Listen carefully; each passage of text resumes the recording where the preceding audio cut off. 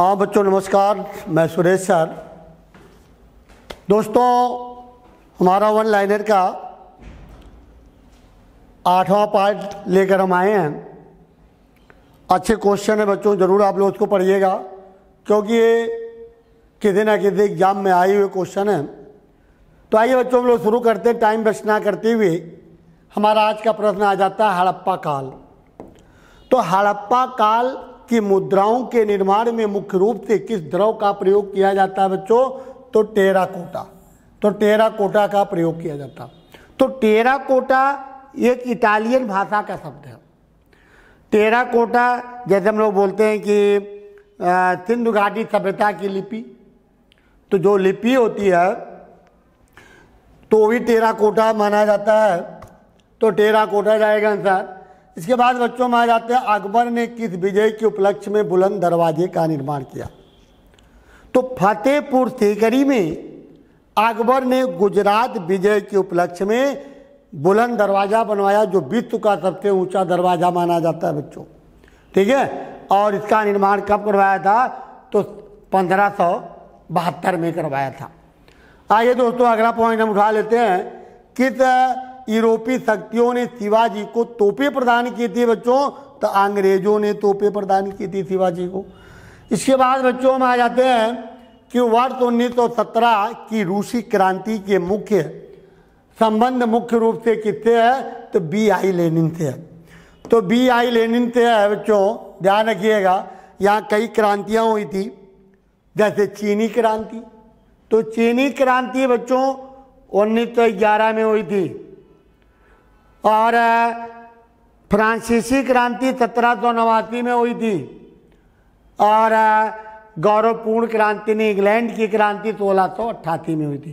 तो यहाँ हमारा प्रश्न चल रहा है कि रूसी क्रांति, तो रूसी क्रांति 1917 के जनक है B.I.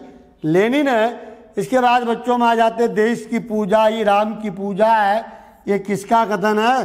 तो मदन लाल धिंगरा। तो मदन लाल धिंगरा ने कहा था देश की पूजा ही राम की पूजा है। तो इसके बड़ा पूजा कुछ नहीं होता है। विश्व का सबसे ऊंचा जलप्रपात कोटोपैक्सी। कोटोपैक्सी कहाँ पड़ता है बच्चों? इक्वाडोर। तो कोटोपैक्सी इक्वाडोर में है। ये इक्वाडोर कहाँ पड़ता है बच्चों? दक्षिणी अमेरिका महाद्वीप में पड़ता है। ये एंडीज पर्वत, तो सबसे लंबी पर्वत श्रृंखला एंडीज पर्वत। ये एंडीज पर्वत पर इक्वाडोर है, इक्वाडोर में है कोटोपैक्सी, जो सबसे ऊंचा ज्वालामुखी माना जाता है बच्चों। इसके बाद बच्चों में आ जाता है उत्तरी अमेरिका के तट से गुजरने वाली ठंडी महासागरीय जलधारा को क्या कहा जाता है? तो ठंडी जलधारा को क्या कहा जाता है बच्चों? ये लब्राडोर की धारा, ये अंध महासागर की धारा है। अंध महासागर की धारा बच्चों, अंध महासागर की धारा दोस्तों याद रखिएगा। तो लब्राडोर अंध महासागर की है, जो उत्तरी अमेरिका के तट से गुजरने वाली ठंडी धारा है। तुलबुल परियोजना, ये बच्चों झेलम नदी कहाँ पड़ता है बच्चों? कश्मीर में स्थित है, कश्मीर में है। क्षुद्र ग्रह किन ग्रहों के बीच पाए जाते हैं? मंगल और बृहस्पति के बीच पाए जाते हैं। क्षुद्र ग्रह मंगल और बृहस्पति के बीच पाए जाते हैं बच्चों। इसके बाद बच्चों में आ जाते हैं मानव शरीर का सामान्य तापमान। अगर हम सेल्सियस की बात करते हैं तो 36.9 है, यानी लगभग 37 है। अगर हम फ़ारेनहाइट की बात करते हैं तो 96.7 आ जाता है, 96.7 आ जाता है। ठीक है, इसके बाद हम आ जाते हैं कंप्यूटर विज्ञान में 1 किलोबाइट का मान कितना होता है बच्चों? तो 1024 हो जाता है। ठीक, विश्व में कहता विश्व का सबसे विशाल मरुभूमि कौन सा है? तो सहारा है बच्चों। तो देखिए हम आपको बता दें, 3 क्वेश्चन यहाँ बनते हैं। विश्व का सबसे बड़ा मरुस्थल है सहारा। सहारा मरुस्थल अफ्रीका में पड़ता है। एशिया का सबसे बड़ा मरुस्थल है गोबी मरुस्थल, और गोबी मरुस्थल कहाँ पड़ता है बच्चों? एशिया मंगोलिया में पड़ता है। भारत का सबसे बड़ा मरुस्थल है थार। थार मरुस्थल राजस्थान में पड़ता है। तो तीनों में से क्वेश्चन अक्सर पूछे जाते हैं दोस्तों। तो बच्चों हमारा अगला पॉइंट आता है वायुयान का आविष्कार।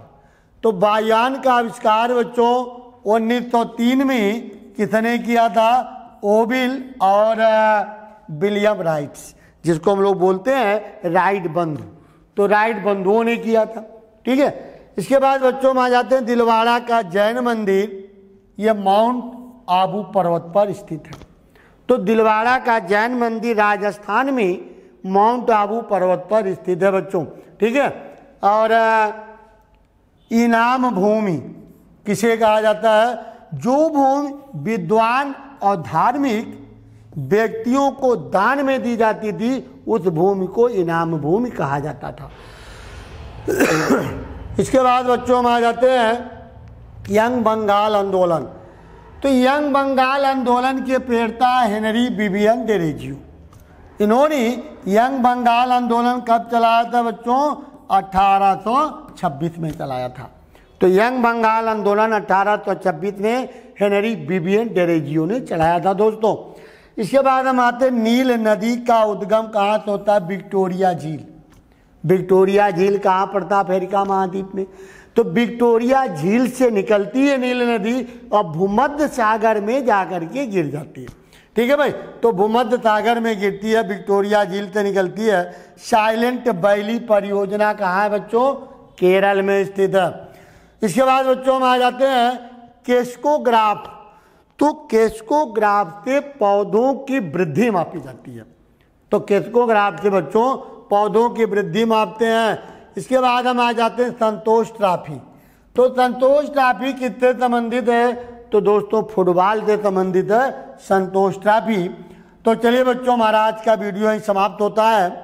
नेक्स्ट वीडियो में हम फिर मिलते हैं। फिर एक बार हम जरूर आप लोगों से कहना चाहेंगे कि अगर वीडियो हमारी आप लोगों को पसंद आती है तो हमारे वीडियो को ज़रूर शेयर कीजिएगा, लाइक कीजिएगा। और जो बच्चे हमारे चैनल को सब्सक्राइब ना किए हैं सब्सक्राइब कर लें बच्चे। तो चलिए बच्चों फिर नेक्स्ट वीडियो में हम मिलते हैं। तब तक के लिए जय हिंद, जय भारत।